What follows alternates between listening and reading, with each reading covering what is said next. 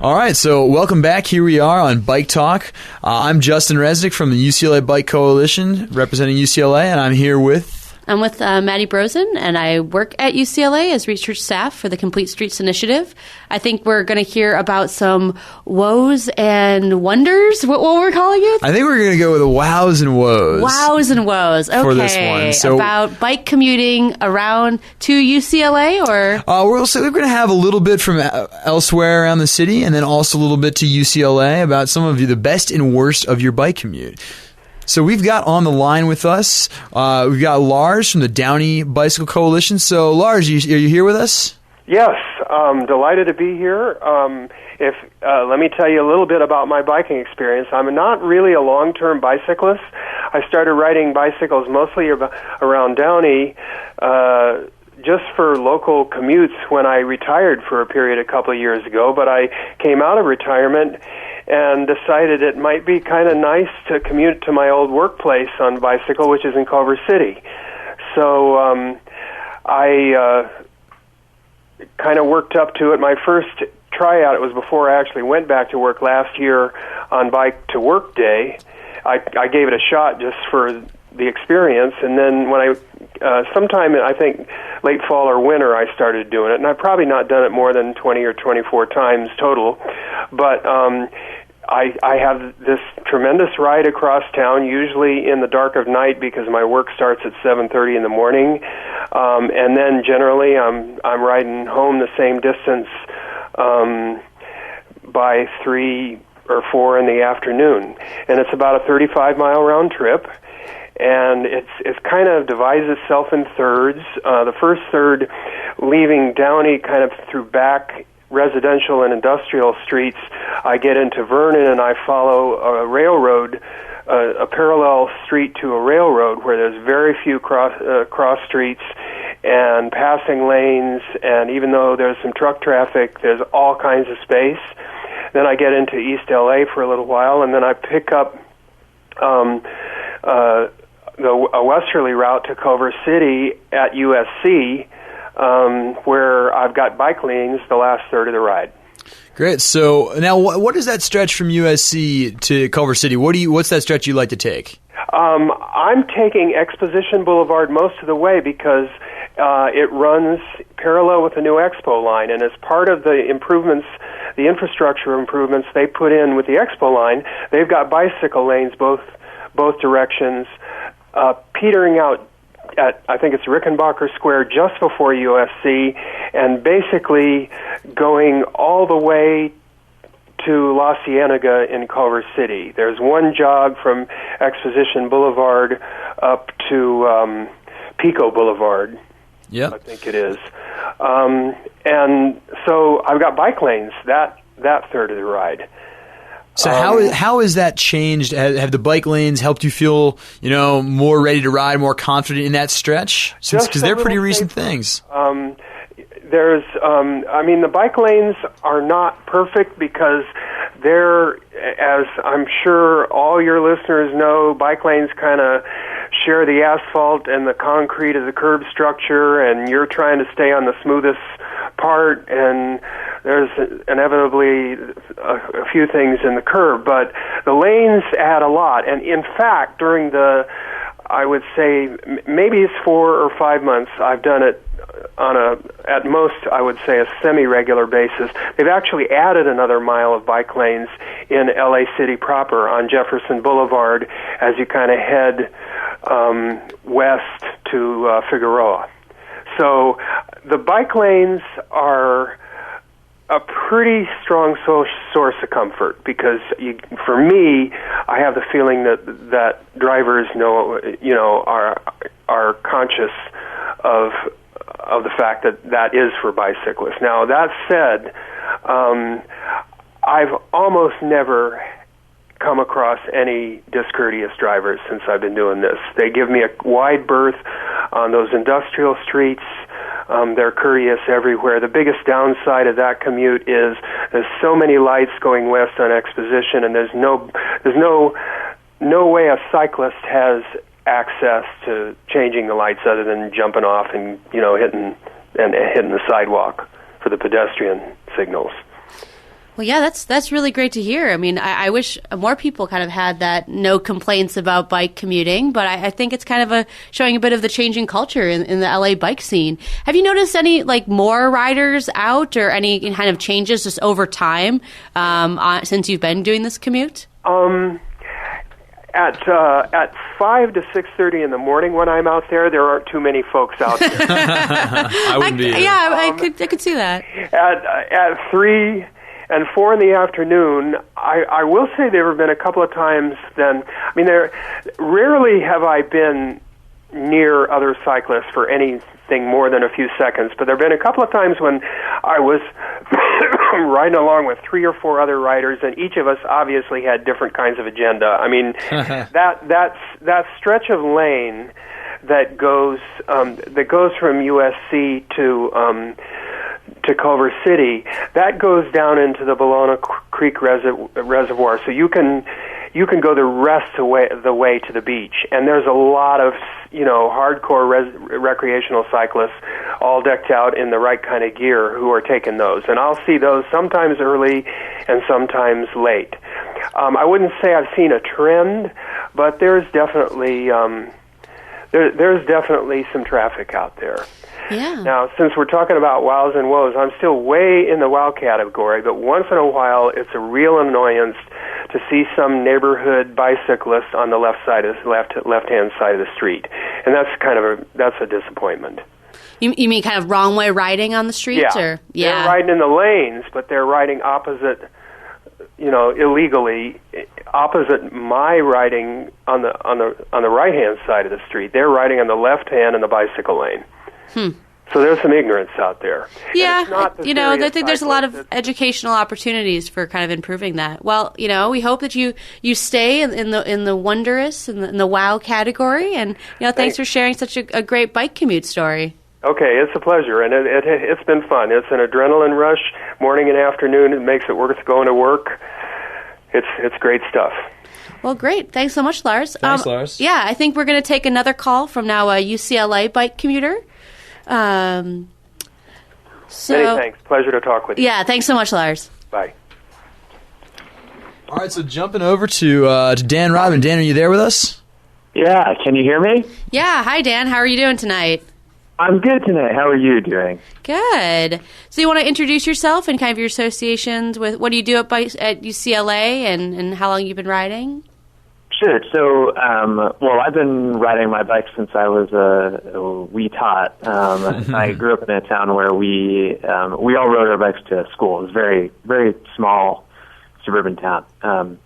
So I kind of, fell out of riding my bike in high school because I wanted to be a cool kid with my, manual stick car. And then when I moved to New York City, I got back into riding bikes. So I've been in LA for a few years now, and I'm at planning school at UCLA. So most days I bike commute to UCLA. If I'm not biking, usually taking the bus, and every once in a while I drive. But I'm lucky. I have a very easy bike commute. It's pretty much all on neighborhood streets, and the streets that aren't neighborhood, they either have lanes or they have sharrows. And so kind of like the previous caller, I feel lucky. I don't have any really bad experiences. It's a nice ride. It's all uphill, so I get a good workout, and it's all downhill on the way home, which is quite nice. Yeah, so Justin and I were kind of talking earlier about, that there's kind of a push and pull between neighborhood streets and arterials in terms of how direct, do you go out of your way to take neighborhood streets in your commute? So I just live in a place where the most direct route for me actually is on neighborhood streets, and if I were to take arterials, I would actually go out of my way. Now, sometimes, if I'm on the other side of campus, I have to take arterials home or something, and that's not as enjoyable, but I've been riding a long time, and I feel kind of tempered against traffic, so where are you coming from? And then when you're going to UCLA most times, Dan, what's your route? Yeah, so I live in Palms, and I take Motor Avenue North, which has a brand new, really nice bike lane, and then I cut through some neighborhood streets in Chevio Hills, and I wind up on a street called Prosser, which is good because it has lights across Pico and Olympic and the light at Santa Monica. And on the other side of Santa Monica, it turns into a street called Westholm. And Westholm has roundabouts and sharrows, and cyclists may use full lane signs, and so it's really nice and easy. It takes me almost exactly where I need to go on campus. Yeah, it sounds like you've got the pretty idyllic commute. Did you do a bike map to figure out where you wanted to rent your apartment by campus?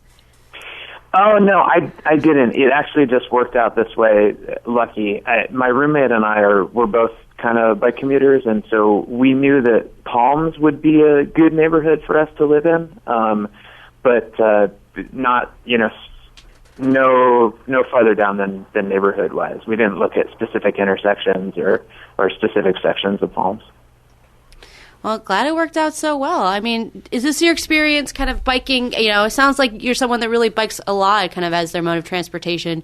Do you find that kind of the same experience along other streets in Los Angeles, or is this kind of more specific, or, do you just end up lucky? What do you think? Well, I think I've been lucky. I feel pretty confident in my riding ability, and I don't feel like I take very many chances, and so I think that's maybe one of the reasons that I've had pretty much nothing but good experiences. Every once in a while I get an ignorant motorist. Every once in a while I get an ignorant motorist, but there are lots of ignorant cyclists out there too. So just gotta live with humanity, basically. Take the good with the bad. Yeah. So, do you have any particular stories other than your average commute, the kind of the best and the worst, some of the things that really stick out in your mind about your bike commuting around, between whether it be to campus or just kind of around your neighborhood? Well, sometimes I leave campus and I go over to Mar Vista or Venice, and I take Ohio to Barrington, and it always feels really good to go past all the cars that are in line and know that I'm going to get to my destination faster than all of them, even though, that's not how it's supposed to be. So that's really satisfying, and I like that feeling of seeing those windows rush by me on my left side. How often do you choke back saying suckers to all of them as they're sitting in traffic? Usually don't say it, but So it's a polite cyclist, of course. Yeah. And so, Dan, you've done some work with a bike shop down in the kind of Mar Vista area. You want to talk a little bit about that? Yeah, so I'm a volunteer at a bike cooperative called the Bikerowave, like microwave, but Bikerowave. And so we are a community-based teaching shop. People who want to work on their bikes, or maybe, if they need to tune up, they can come in, and we ask for $7 hourly rate, and in return they get a volunteer mechanic, a repair stand, and all the tools that a professional shop has. And so if people have things that they want to work on, the volunteers will take the patrons through whatever that is. So, I feel like I see this kind of experience where someone will come in with their bike and they're like, I don't know, it's not really working right. And then we go like, oh, okay, well, you got to true your wheel, or we got to recable your brakes. And then like an hour later, they're leaving with a huge smile on their face, and they can't believe that it was so easy to fix. Customers are really happy with the chance to learn to do something for themselves on their bicycle. Most bike maintenance is actually deceptively easy and simple. You just need someone who is educated to be able to explain it to you. So, you could pay $50 to have a shop work on your bike and not learn anything about it, or you could come to us and pay $7 and you would get to learn all the skills for yourself. It's a pretty good sales pitch for community bike co-ops there. Yeah, it's awesome. So now, Dan, it sounds like you've kind of become the mechanical whiz. So how did you get there? Did you learn the ropes of Bikerowave yourself, or did you have experience before you got there? I had a little experience. I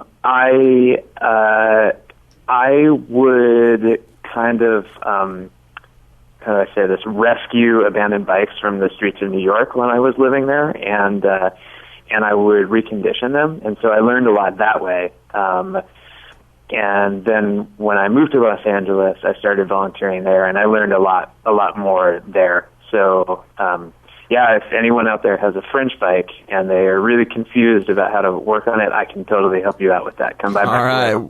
Well, Dan, Robin, thank you very much. We're going to bring you and Bikeway of all the tough ones. So thanks so much for sharing with us your wows and your woes. Sounds like it's been mostly wows for you. That's good to hear. Yeah. All right. Thanks a lot, Dan. Take care.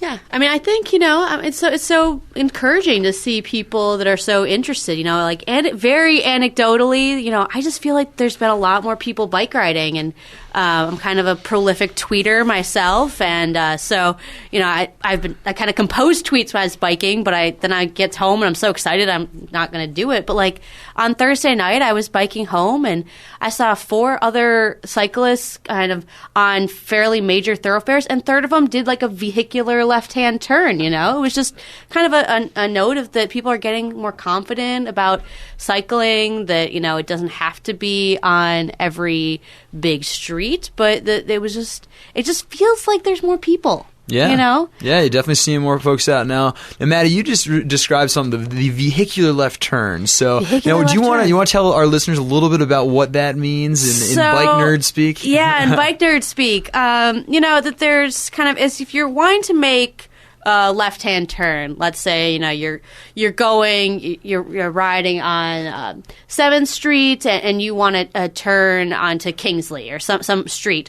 Well, if you're a pedestrian, so you're walking, you're going to take the sidewalk, you're going to get to the corner, you'll cross one leg of the crosswalk, and then you'll wait and you'll cross again. Well, if you think about how a car would do it, it would just get in the most left-hand lane and make a left-hand turn, only being able to do that kind of in one motion. Well, I think that's kind of a sign of strong, confident cyclists, is making that turn like you're in a car. So you have to really get ready, check over your shoulder, and make sure you're signaling so cars know that you're going to be going into that left-hand lane, and then just making that turn so you're not interfering with pedestrians on the sidewalk. You're being more direct and fast and easy. Yeah, it's really, it's having the confidence to do it. And when I saw other people do it, I saw 2 women do it. It was just fascinating, because, when women are kind of an indicator for how safe people really feel when they're biking. So I think the more when we're seeing women that are cycling around, it's kind of one of the signals that things are getting kind of safe. So, that I could see not just women biking, but women that were biking and doing that kind of in a confident way was really exciting. Yeah, that's great. So I think we actually have one more caller that's joined us. So let's see if Megan is here. Let's see. Megan, can you hear us? Yes, I can. All right, great. So we've now got Megan Cavanaugh with us. So Megan, I'm here with Maddie Brosen. We're hosting BikeTalk, and we're talking a little bit. We had a couple people calling with their wows and their woes, the best and worst of their bike commutes. We were just talking, Maddie and I, about some of the kind of improvements we've seen out there on the streets. We've seen more people riding and people riding more confidently. But I know you and I have talked before about some of the challenges you've had now that you're starting to commute to UCLA. So, so do you want to tell us a little bit about, where you're coming from and what you're doing at UCLA and just some of your best and worst of your bike commute? Sure. I used to be a really avid bike commuter. I would ride my bike actually from my house in Hollywood to my work in Burbank. And I would ride over the Cahuenga Pass in the middle of the night, and I did it regularly. But since I've come to grad school at UCLA, I've actually stopped bike commuting because I find that the harassment that I'm getting from drivers in Westwood is just far and above anything that I've ever experienced on my bike. And it just becomes so stressful and draining, just dealing with the abuse, not even the physical riding, that I've actually I don't ride my bike to UCLA anymore. Yeah, and it's a shame to hear because I know, you and I, we rode together a couple times sort of early in the year, and it seemed smooth enough, but I gotta say, I have heard some stories about people, just getting honked at and stuff more frequently. So did you notice, did they just start getting worse over time, or what was going on with your commute there? Well, it may be related to the time of day that I go, But I find that especially Ohio Avenue is the worst harassment that I've ever had in my bicycling career. I will ride down Ohio, which is, I'm not sure if you discussed the way the street is oriented yet, but it's one lane each direction, and there's really not room to share the lane because there's parked cars on the side of the narrow lanes, and so you really have to take that lane for safety. But because people use Ohio as a cut-through route to avoid Santa Monica Boulevard, they get even more agitated if anything slows them down even slightly on Ohio. And, I mean, I've been called horrible names on Ohio. I've had people swerve at me, tell me that they'd prefer to kill me than to be late. So it's very stressful on Ohio, which, you know, I think could be remedied with something as simple as one traffic diverter somewhere between Westwood Boulevard and the freeway. Yeah, I think that's one thing that's one thing I think we all as bike commuters from the West Side dream about, is being able to have Ohio as a bike boulevard, or, you know, kind of a bicyclist only street. Man, would that be something?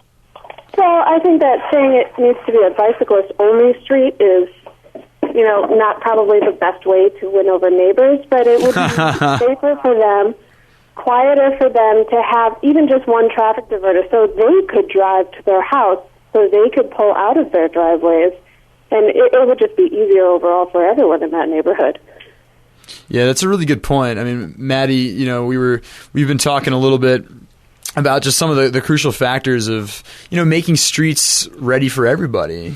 Yeah, I mean, that's I think one of the big challenges that we're trying to do, and trying to kind of as a sales pitch, you know, for safer streets, for complete streets, you know, that it's not about, you know, it's about streets being for neighborhoods, and that not every street should do everything, you know, that Ohio doesn't have to serve as a bike route and a 405 diverter and a neighborhood street. And that, you know, if we really think, what are the purposes of the streets trying to serve, you know, it could probably do a world of good and hopefully get you back on your bike, Megan. Yeah, that would be great. I mean, even if I live in Santa Monica, so my commute to Westwood is coming from the west side there, even if the area of Santa Monica Boulevard itself, between where Broadway ends and where the bike lane picks up, was just a little bit nicer, a little bit more room for maybe a bike lane, which I think is totally doable because those lanes are very wide and traffic speeds are so slow through there because of the congestion. There's totally enough room if you shrank down those lanes, even just a foot each, to provide a bike lane there under the freeway, which would make it millions of times more comfortable to ride. You hear that out there, you traffic engineers? We've got a traffic engineer in-house, and she is ready to take you to school on making some better bike infrastructure. Oh my gosh. Yeah, traffic engineering is definitely a huge problem, not just for bicyclists, but for pedestrians. And we've been working on that a lot here in Santa Monica, and we're working on a pedestrian action plan right now. And, you know, the way that the street is laid out affects everyone's lives, not just the people who are driving. And so the street has to reflect those values in the way that it's designed. And so hopefully, Justin, you, and I'm not sure what Maddie does, but can, through planning, figure out a way to wrangle in those engineers. Yeah, we're certainly going to work hard at it. So, well, Megan Kavanaugh, thank you so much for joining us. We appreciate hearing from you. Yeah, no problem. All right. Have a good night. Thank you. Yeah, so, I mean, Megan brought up an interesting point about kind of education for everyone. So, you know, as one of kind of the three arms of my job, one is doing applied research, and the second is kind of enhancing the graduate education. So I've done some guest lectures and Justin, your classes, and but the third is we host an annual conference around complete streets, and that, you know, it's really an opportunity to try to bring planners and engineers. And what we've seen over the last 3 years we've done this event, you know, it's really well attended. It's about 300 people. And that, you know, we've really heard a change of language. I mean, you know, from the last couple of, you know, the first year, there was a lot of, frankly, outright bashing of engineers. And now there's kind of more, there was a term last year someone brought up was called a plangineer. So it's someone that's kind of a planner, but that also kind of speak that language. And now we're really talking more about collaboration. And I think that there's been a lot of innovation. I think there's still a lot of long history, though, you know, in in the historical traffic engineering. I don't know, Justin, where you stand on the planners versus engineer debate. Yeah, see, and I think the plan engineer is the way to go. So, and for any of you potential employers listening in on the job market, because I'm graduating in June, and some of the places that I've been looking, they really want people who can kind of think from both sides of the street. And so I think that's what's really important is, I had in an interview them ask me, well, okay, what do you think the role of the car is? And it's funny because as an advocate, you certainly have your times where you want to say, oh, it's just the thing that gets in my way all the time. But, when it comes down to it, I think what's interesting is almost every bicyclist you'll meet out there is also a driver. And so, bicyclists can come at it from both angles. I mean, there have been those times where you've been stuck in traffic too and you want to bang your head against the steering wheel because, well, it kind of sucks. And so, I think similarly, it's really important when you're trying to solve transportation problems, to know how each other think. And so I think that's one of the great things that we've seen, as you were saying, Maddie, in the Complete Streets Conference, is it really has helped transform the way that people from different fields are talking about the same topic. I think it's kind of giving people their own language to really, speak together, whether they come from, planning, engineering, or from public health, from the advocacy side, just from some of these many interest groups that are participating in this movement we're seeing. Yeah, and I think that there's kind of a realization that everyone's kind of coming to a common goal. I mean, that we've done stuff one way for a long time, and not that we are all kind of wanting the things to look the same, but the common goal of okay, we have to figure out how to do this better. We have to think about balance. We have to think about innovation, and that, the population's growing. We're going to be adding, 1 million people to the city, that we're a built out place, we just have to do things differently is kind of one of the things. So, yeah, I think that's really interesting. What have you seen this kind of different? As a graduate student, you get a chance to kind of think about really interesting papers or topics, or what's that one thing that you'd love to figure out how to solve through research? Oh boy, that's a bit of a heavy loaded question. So if I had to pick one thing. So one thing that I guess I've noticed recently, and actually we heard a little bit of this from our callers, is the experience that different people have on the street while riding their bikes around. And so, we heard from a couple male callers who said, yeah, for the most part they've had a pretty positive experience. And we heard from Megan, a female caller, saying that she hasn't had such a great time.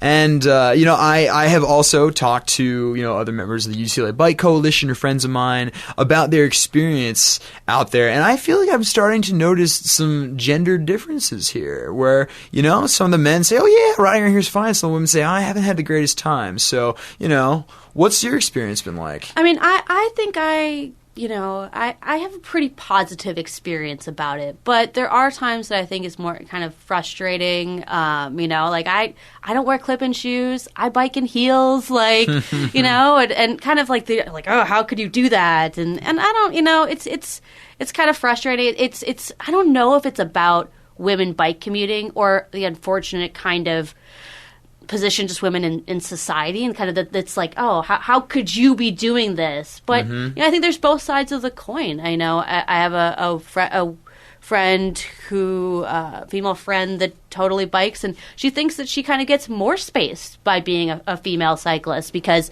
people kind of less expect and kind of are a little more courteous. So this is the idea that there's so many kind of different sides of the coin, but how do we really build these perceptions back into practice? Because it's always about the data. What can you measure, and how do we measure people's perceptions? Yeah, so I'll tell you, if there are any budding graduate students listening, I think this is a really important topic to figure out. One of the things that you see, and we've seen this in European cities that have really increased the percentage of their population that's riding a bike regularly, is you tend to see that it's men who kind of lead the charge in picking up more bicycling, and then a lot of times women pick up afterwards. In fact, I have a PhD student friend at UCLA who says she came from London, and she said that the trick to getting more people on bikes is you got to start with the fat men.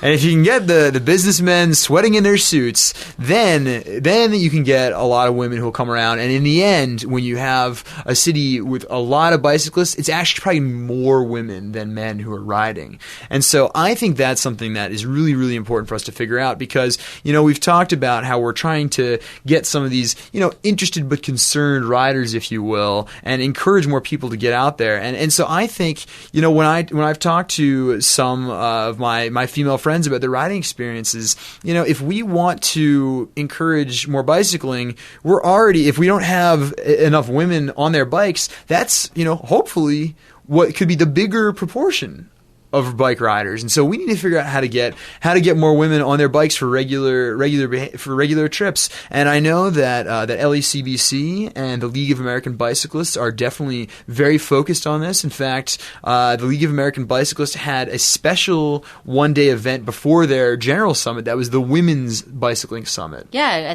think that was a really positive event, and it's not just women, obviously, that are into it, and to get all wonky on a little bit, that there are differences in how men and women travel. Women, not just in terms of demands, but do a lot more link trips. So like, I'm going to go to the grocery store and drop off, whatever it is. Women just travel a little differently than men. So I think there might be some concerns about, well, I don't know how because I want to travel this way. I don't want to change how I get around just because I want to ride my bike while doing it. So I think there are some considerations about, the different bikes and gear and, just need to recognize, but not... There's a fine line, I think, between recognizing there's differences and isolating those differences, and it's a challenging issue. Yeah, it definitely is. And I'll tell you, like you were saying about men's and women's concerns while they're just traveling around the city. My girlfriend and I, when we're together, whether we're walking or biking, it's funny. I like to take quieter streets, especially when we're walking together, just because it's more pleasant. So over in Santa Monica, I live on 9th Street. And so I say, let's not walk on Lincoln. Let's walk on 9th Street. It's so much nicer. And she says, okay, I'll do that because I'm with you. That's fine. But if she was by herself, she said she'd prefer to take Lincoln because there are more eyes on the street. There's a lot more eyes on the street, more street lights. I think that's one thing that I noticed. I don't know what it is. So I lived in Minneapolis. I grew up there. I lived in New Orleans, which is a much different experience. It didn't have a lot of lights.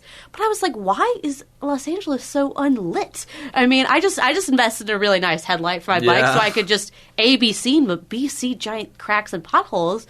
So I think that's another thing we're going to have to really think about, that I don't know if traffic engineers think about what is the street lighting when you're putting in a bike lane, And it's just part of this whole holistic picture that it's not just about what's on the ground. It's about who's in the area and what's lighting it and what's attractive. And it's about making what functions as a street more than just a street, making it a complete street, right? Yeah, it's a complete street, living street, stuff that's nice to look at, and landscaping. And for so long we just kind of measured streets by how many cars you can get through as fast as possible.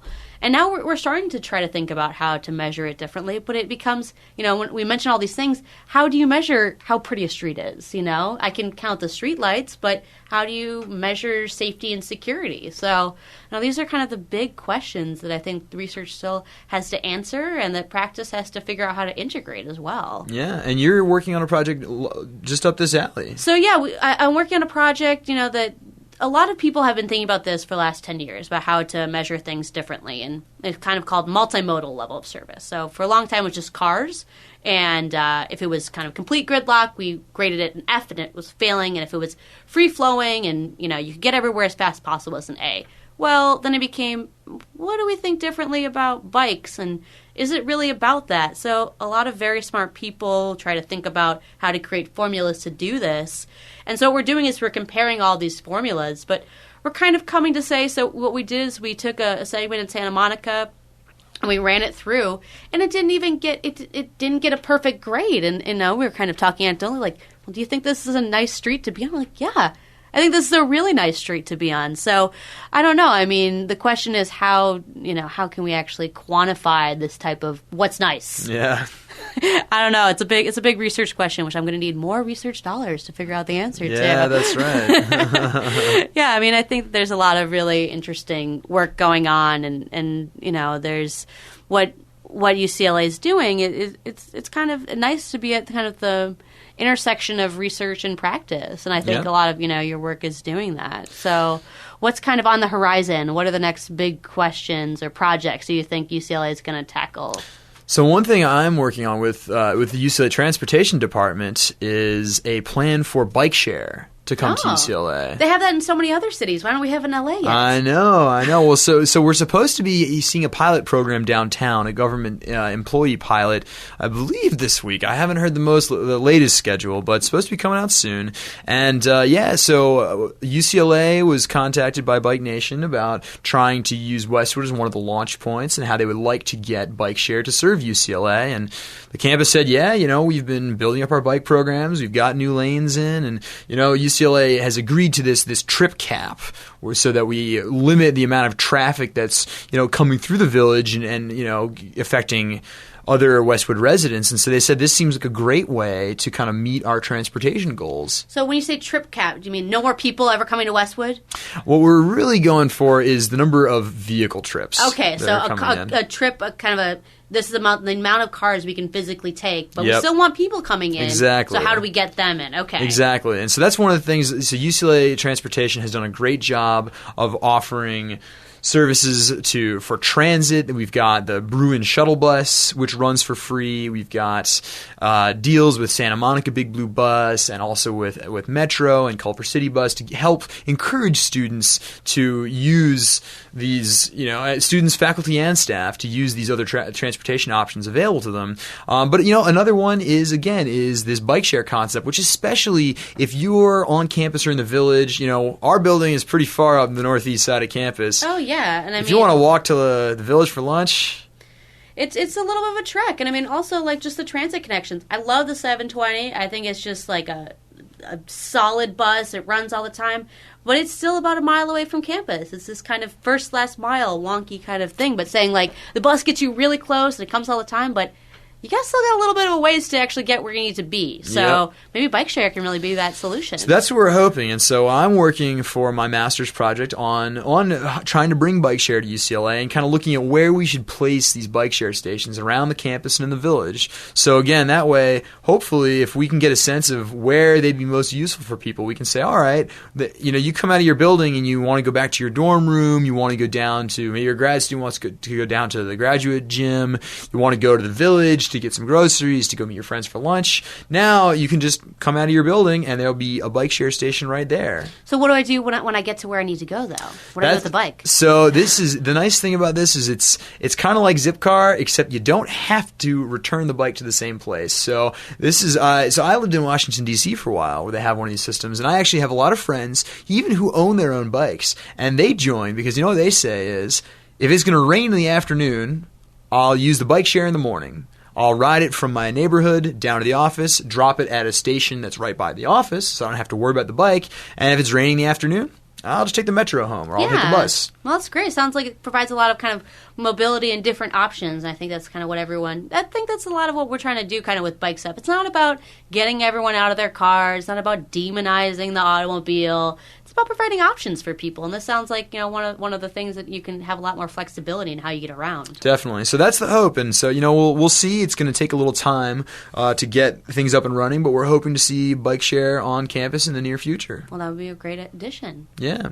So we've talked quite a bit about the kind of research topics. Do we want to do a quick pitch for a couple of our events coming up? Yeah, that sounds great. So one of Los Angeles' favorite open streets events, of course, is Ciclovia. Yeah, so that's and it's a new route this year. So they've been doing a lot of their horse route. Why did I just say horse?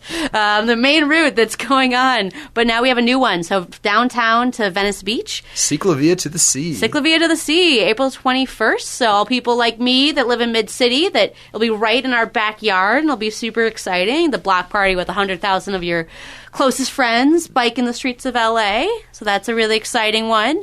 Anything else the Bike Coalition's doing for events? So yeah, we also do another fun one that one of the leaders of the UCLA Social Biking Club leads. It's called the Venice First Fridays Art Ride. And that's a good one because it's a real it's a fun Friday evening event where we basically meet up at at the Bruin Bear at UCLA and get together and just roll down to the first Art Fridays in Venice. A lot of food trucks out, and it's a nice ride because it's real relaxed. These days it's staying light out later so we can have kind of riding into sunset over towards the beach and then go check out the art, eat some great food, and then and roll back to UCLA. So that's a real fun thing, monthly ride, and something we hope to see some other folks joining us for. Well, that's great. I mean, I think we're both kind of big Bruin supporters and cheerleaders, but it's an exciting time. I think being interested in bicycles, whether it's you just want to ride, you want to meet new people, you want to do some research. It's a pretty happening time for bikes at UCLA. Yeah, definitely. So again, I think we've kind of covered a lot of our bases. We were really happy to be able to share some of our fun and exciting research and events with our radio audience here. Yeah, so please come UCLA, check out what we're doing, and have a great ride.